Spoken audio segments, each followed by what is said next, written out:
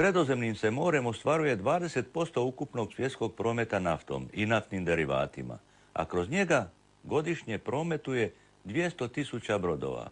Ipak, s obzirom na sve, čini se da broj pomorskih nesreća nije velik.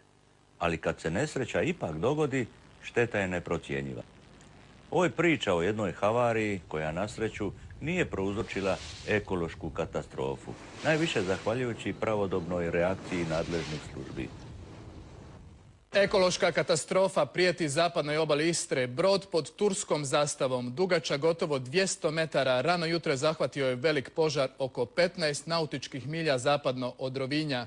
Na brodu koji je plovio iz Istanbula prema Trstu gori 800 tona mazuta, 50 tona dizela, 9 tona ulja i 200 kamiona. Ova goruća buktinja veličine 2 nogometna igrališta gori jutros od 5 sati i vrlo je neizvjesno kada će biti ugašena. Ono od čega se najviše strahuje jest potonuće ovoga broda, izlijevanje goriva i ulja i poslije toga ekološka katastrofa.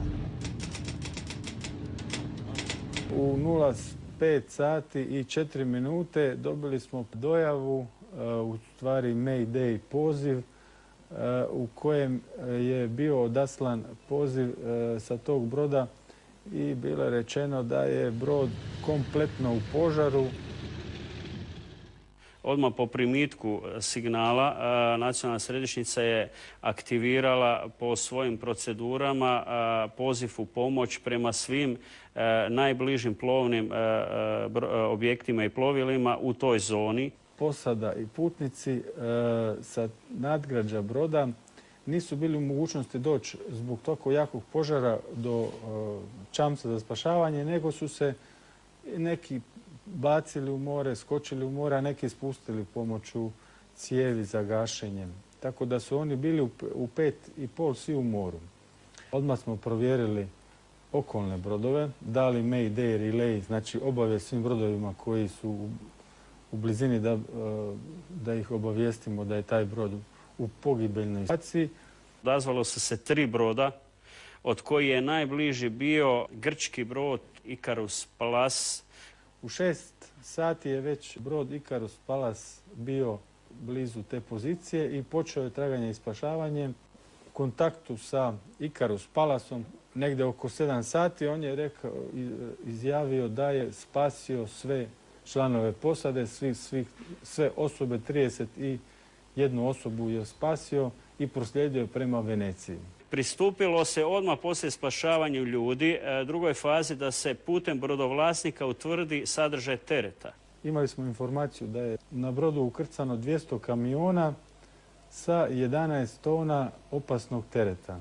Od kojeg su 2 tone bile šibice, koje su kasnije po nekim procjenama bile i uzrok izbijanja požara na brodu i imao je oko 800 tona pogonskog goriva i 50 tona dizela koje je sa aspekta provedbe preventivnih mjera oko onečišćenja mora bila najznačajnija kategorija podataka za nas. U međuvremenu smo i kontaktirali brod Brodospas San. On je bio tamo na redovitoj opskrbi platformi u sjevernom Jadranu. Taj brod je odmah pristupio gašenju, u stvari hlađenju oplate broda. Donesena je odluka da se aktivira i zračni suport gašenja. Konkretno aktiviran je kanader. Prvo smo saznali samo da se nešto događa u tom području, nismo imali točne informacije. Poletio je izviđački avion sa namjerom prikupljanja informacija o događaju. Vrlo brzo se vratio nazad sa digitalnim snimkama zapaljenog broda. Bili smo u principu donekle sigurni da brod još je u dobrom stanju, znači da nije u situaciji da bi mogao odmah eksplodirati, što se naravno nije moglo 100% predvidjeti. Prvo smo morali vidjeti da li je uopće moguće u letu prići samom brodu. Nakon nekoliko naleta situacija je bila povoljna za početak gašenja. Mogu samo reći da je taj brod fascinantno djelovao kad smo došli. To je jedna velika grdosija koja je bila u dimu i u plamenu. Mi smo bacali po samom brodu morsku vodu u kombinaciji sa pjenilom, koju inače koristimo za gašenje šumskih požara otvorenog prostora. Kasnije kad smo to pjenilo potrošili, onda smo samo more bacali smo po cijelom brodu. Nakon 10-ak bacanja već se vidi učinak, smanjio se otvoreni plamen na samoj palubi broda. Negdje oko 500 tona vode smo mi bacili na njega.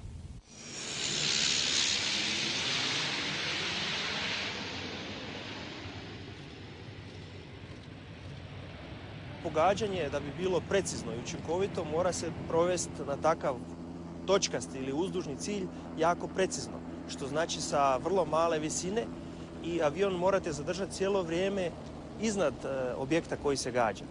Dakle, mi smo morali biti u području požara i u području opasnosti prilično dugo, duže nego što bi inače bili kad gađamo neku vatru šumskog požara. Da bi uopće točno pogodili, vi morate prići nisko, znači na desetak metara. Na 10 metara usred gorenja, znači stvara se visoka temperatura i čak se osjeti na upravljanju aviona taj jedan stup koji vas diže.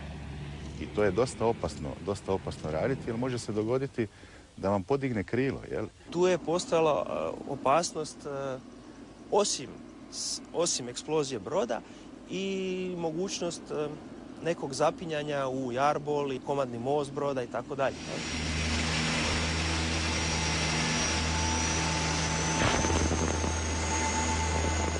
To smo mi prvi puta doživjeli i mogu vam reći da je to ovako djelovalo na nas puno adrenalina. Znate, to je točkasti cilj na sred mora, što mi do sad nismo radili. Vrlo kratak krug, znači čim bacite već idete na more, uzimate, znači krug kratko traje minutu i po dvije, jel? Brzo se to dosta radilo. I kažem, jedno veliko iskustvo, ne samo za nas pilote protupožarnih aviona u Hrvatskoj, nego i u svijetu. Jer malo je slučajeva bilo u svijetu da se išlo na ovakvu intervenciju. S obzirom da je to brod koji ima duplu oplatu, vrlo brzo smo uočili da ta voda koja je u većim količinama ušla, znači sa kanadera, stvara određeni nagib broda. Selwich Smith je bio angažiran od strane brodara i on je uzeo JPS, Jadranski pomorski servis, kao svog suradnika u toj akciji. Negdje oko 14 sati su isplovila dva remorkera, Beli Kamik i David 1 iz Rijeke i negdje oko 19 sati su bili na licu mjesta tamo. I nastavili sa hlađenjem oplate broda. Cilj je bio održati stabilnost oplate broda, kontrolirati brod i stvoriti mogućnost da se ta temperatura oplate smanji kako bi se moglo pristupiti ili sidrenju ili uzimanja broda u tegalj. U ranim jutarnjim satima došla su dva talijanska remorkera, Spika i Angelina C. Angelina C je uspjela uloviti u tegalj brod i otegli od ga 10 milja od zapadnog dijela Pule, gdje smo znači imali sada trenutno na terenu 5 remorkera, 2 talijanska koja su držali taj brod u teglju i 2 Jadranskog pomorskog servisa koje su hladili oplatu broda. Hrvatska u ovoj nesreći nije bila sama, jer kada se havarija na moru dogodi, ona utječe na sve susjedne zemlje s morskom granicom. Zato su se u praćenje akcije gašenja požara uključile Slovenija i Italija te ostale zemlje regije. Postoji subregionalni plan kojeg smo mi uskladili sa svim zemljama koje su značajne za naše more. To je Italija, to je Slovenija, Rempek na Malti, gdje smo taj dokument suparafirali i gdje smo dogovorili upravo zajedničke aktivnosti u dijelu događaja na Jadranskom moru. Svjesni činjenice da je Jadransko more zajedničko i da udruženim resursima možemo kvalitetnije odgovarati. U tom dijelu, u tom subregionalnom planu imamo i dodatak gdje su sve te zemlje deklarirale svoje sposobnosti u dijelu intervencija za ovakve događaje i gdje su i spremne preko Rempeka na Malti, znači to je koordinativni centar, poslati u sustav događaja na zajedničku dobrobit.